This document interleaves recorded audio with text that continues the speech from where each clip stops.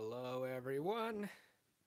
It is Alex here, and I'm here for the first time on my channel with an unboxing video. Yes. Now, yeah, for those who've been following me, I've been doing a lot of video game playthroughs lately, but I kind of wanted to mix things up with an unboxing video. I'm thinking of doing that to mix things up a bit every now and then, so that way it's not the same thing every now and then. And so, yeah, instead of one thing, it's kind of a twofer. And we got it. I got here Nino Kuni 2 Revenant Kingdom, the premium edition. Now, for those who don't know, the first Nino Kuni came out a few years ago, 2013, I believe, on the PlayStation 3, and I really liked it. Very underrated game in my opinion. Kind of like a mix of Pokemon and some other JRPGs, but it was different and appealed more to me in a sense in that it wasn't turn based like say Final Fantasy or any of that, which really appealed to me. I much prefer that kind of gameplay where it's much more in your control. And so when I heard that there was another game coming, I was ecstatic. And sadly, from what I hear, Studio Ghibli, who was involved in the production of the first game, was not involved in this time, but it still looks like it has the old games. It still has the old game's art style. Oh, and I apologize for some of the lighting in here. After all, it's just me in my room. I'd use my desk, but unfortunately, it's currently taken up by the half-finished remains of a Gundam model I've been putting up for months due to my gaming. So it's just me with an iPhone.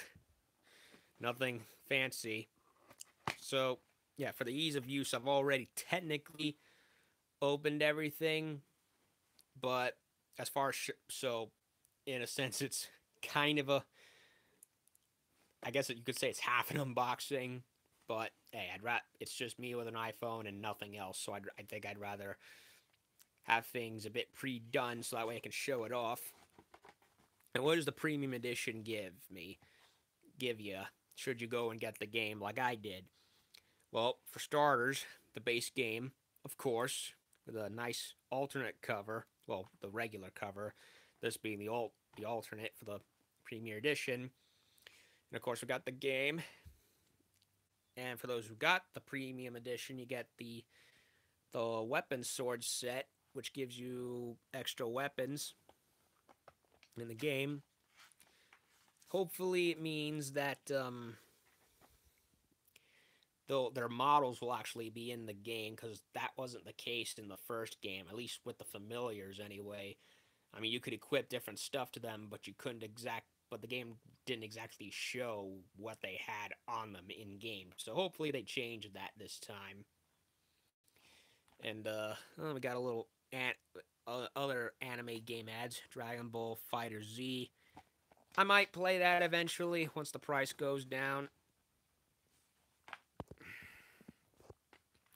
Dot hack, Last for Code. Kind of want to get that. Never played the first three. Sword Art Online, which is shit. Seven Deadly Sins. Oh, they made a game for that. I watched that on Netflix.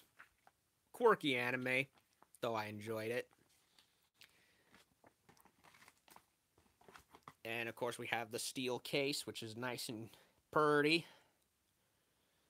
With the other characters, I think his name's Evan, right? And the other guy is Roland, who apparently, because in the first game, they kind of dealt with parallel worlds. You have our world, and then there's a fantasy world. And Evan is supposed to be like the king of the main kingdom in the fantasy world of Ni no Kuni, who, from what I remember, the leader was a cat. And here we have Evan, who looks like a werecat.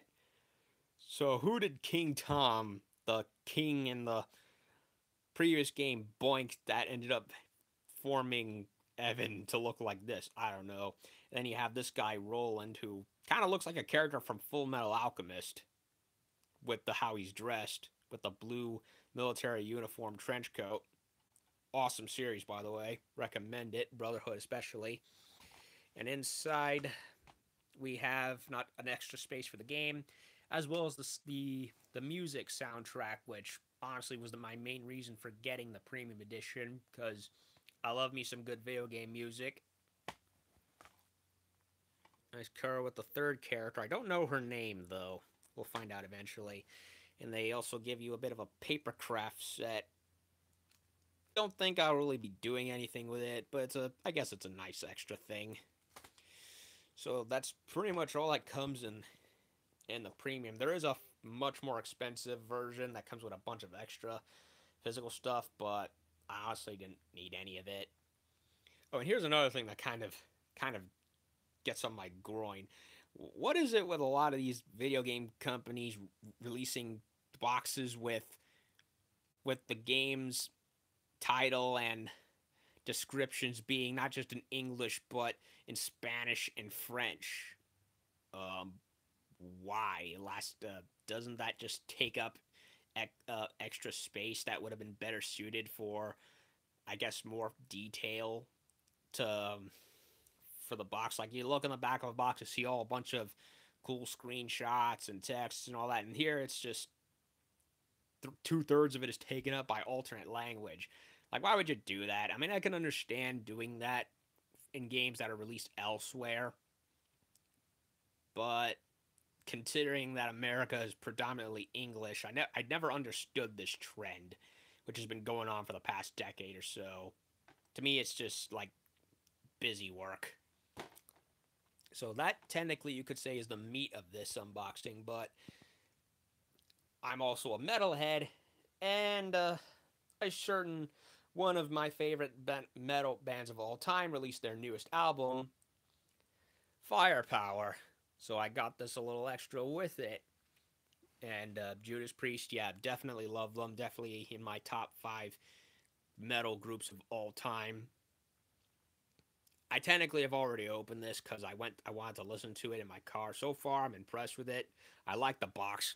I like the album cover. It's a giant flaming robot with a lot of guns, and they describe him as being forged by conglomeration of molten metal fury and Hellion Metallian something. A warrior for justice and salvation, ultimate god of firepower, Titanicus. Now, that's cool. It's like a story within the thing. You know what I mean? Which kind of reminds me, they're calling him this. Apparently, the title character mascot for the album is they're calling Titanicus. He's a giant freaking god robot. Kind of begs the question: was Rob Halford and Judas Priest inspired by Warhammer 40,000?